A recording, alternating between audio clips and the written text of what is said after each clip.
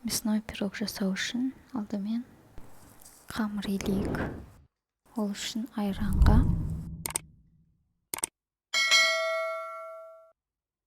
сода қосамыз. Тұз.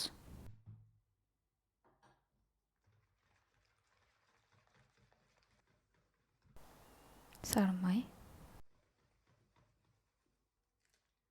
Бір жұмыртқа қосып араластырамыз. Оны қосамыз.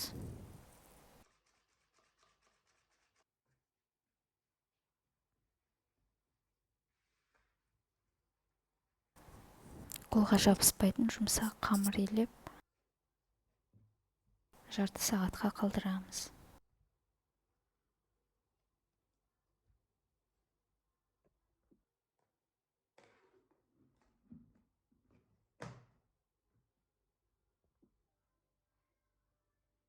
Фаршқа тұз қосамыз.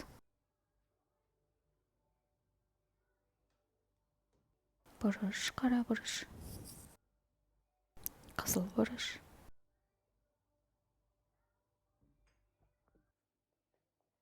Пияз турап саламыз. Картофель араластырамыз. Дайын болған қамырды екіге бөліп жаямыз. Қамырға осылай фаршты жайып саламыз. Сары май саламыз.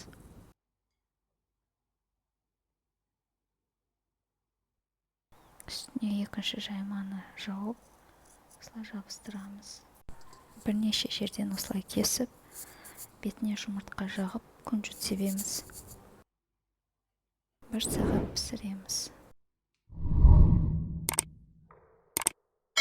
Астарыңыз дәмді болсын.